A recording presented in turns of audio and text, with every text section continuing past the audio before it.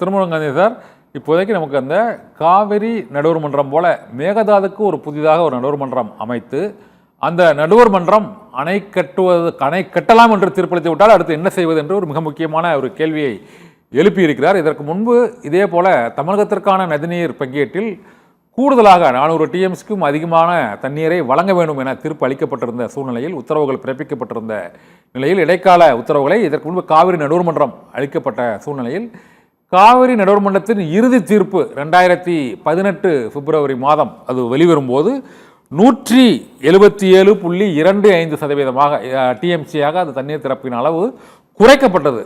இந்த குறைக்கப்பட்ட அந்த அளவு குறைக்கப்பட்டதனால் நமக்கு ஏற்கனவே உள்ள உரிமை பறிபோகிவிட்டது. இந்த சூழ்நிலையில் மேகதாதுவிலும் அணை கட்டினால் தமிழகம் தொடர்ந்து இது போன்ற பாலைவனமாக மாறக்கூடிய சூழ்நிலை டெல்டா மாவட்டங்களும் மற்றும் பல்வேறு மாவட்டங்கள், தருமபுரி, இதுபோல சேலம், கரூர், ஈரோடு உள்ளிட்ட மாவட்டங்கள், திருச்சி வரை உள்ள பல்வேறு அந்த காவிரி படுகை மாவட்டங்கள் பாதிக்கப்படுவதால் கர்நாடக மாநிலத்திற்கு என்ன பலன் சார்? ஒரு அண்டை மாநிலம் முழுமையான வறட்சியால் விவசாயத்தில் பொய்த்து போதா? கர்நாடக மாநில அரசுக்கு என்ன பலன் இருக்கணும்னு நீங்க இதை எதிர்பார்க்க? அவங்க ஏன் பெரிய அளவுக்கு அதை அரசியல் படுத்துறாங்க? இல்ல, இது என்னன்னா காவிரி நீரை நம்பி மட்டுமே கர்நாடகா இல்ல. கர்நாடகத்துல பல நதிநீர்கள் நதி இருக்கின்றன. தமிழ்நாட்டில் இருக்கக்கூடிய வற்றாத நதி என்று சொன்னால் அது காவிரி மட்டும்தான். மற்றது எல்லாமே உங்களுக்கு மழை காலத்தை பொறுத்தது, மழையை பொறுத்தது. நமக்கு மலை மறைவு பிரதேசம், மேற்கு தொடர்ச்சி மலையினுடைய மலை மறைவு பிரதேசத்தில் தமிழ்நாடு இருக்கிறது. நாம அவங்க மேற்கு தொடர்ச்சி மலையினுடைய மலை கொள்ளளவை பெறக்கூடிய இடத்திலே வசித்துக் கொண்டிருக்கிறார்கள். அவர்களுக்கான மலைப்பாங்கான பகுதிகளுக்குள்ளாக இருக்கக்கூடிய பயிர்களுக்கோ விவசாய நிலங்களுக்கோ தேவையான போதுமான நீர் அளவு அவர்களுக்கு இருக்கிறது. அவர்களுக்கு இன்று விரிவடையக்கூடிய பெங்களூர் நகரத்திற்கு தேவைப்படுகின்ற நீர் தேவையை நிவர்த்தி செய்வதற்காக அவர்கள் காவிரியை பயன்படுத்திக் கொள்ள விரும்புகிறார்கள். இதற்கு அவர்கள் எடுக்கக்கூடிய முயற்சி என்பது அணை கட்டுகின்ற முயற்சியாக இருக்கிறது.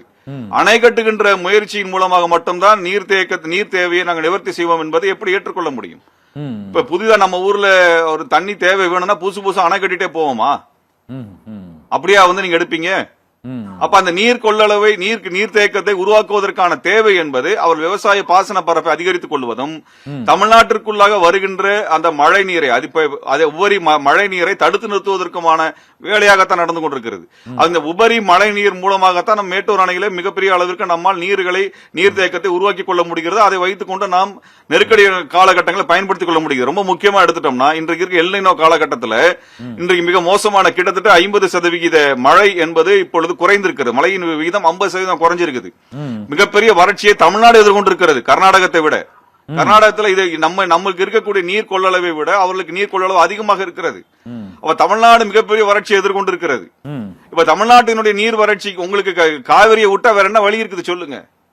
அவர்களுக்கு எத்தனையோ வழிமுறைகள் இருக்கின்றன. நம்மளுக்கு என்ன வழிமுறை இருக்கிறது?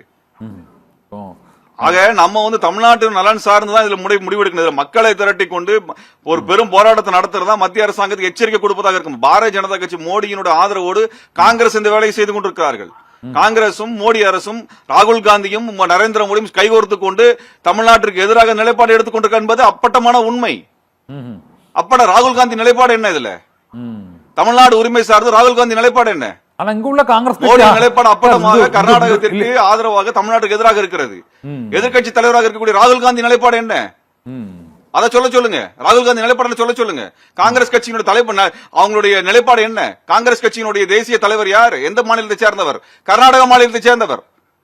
அது கர்நாடக மாநிலத்தை சேர்ந்த கார்கேவுக்கு ஆதரவாக ஒரு நிலைப்பாடு எடுத்து வைத்துக் கொண்டு தமிழ்நாட்டிற்கு எதிராக நிலைப்பாடுகளை காங்கிரஸ் கட்சியும் பாரதிய ஜனதா கட்சியும் எடுத்துக் கொண்டிருக்கிறார்கள். தமிழ்நாடு காங்கிரஸ் தலைமை என்ன சொல்ல போகிறது?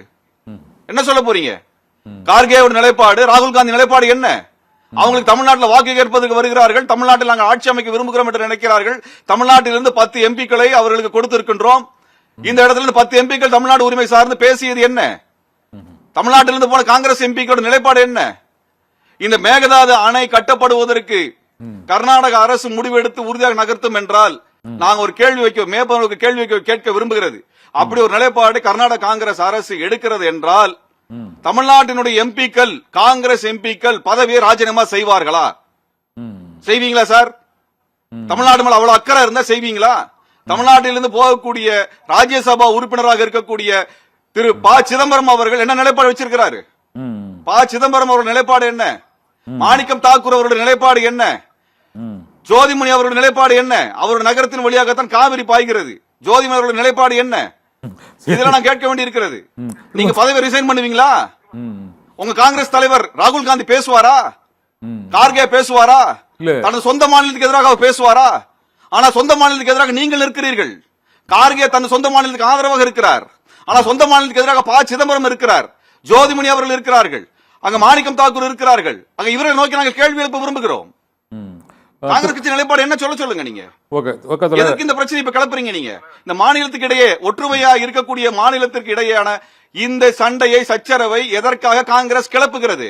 தேச ஒற்றுமையில உங்களுக்கு நம்பிக்கை இல்லையா? திரும்ப சார்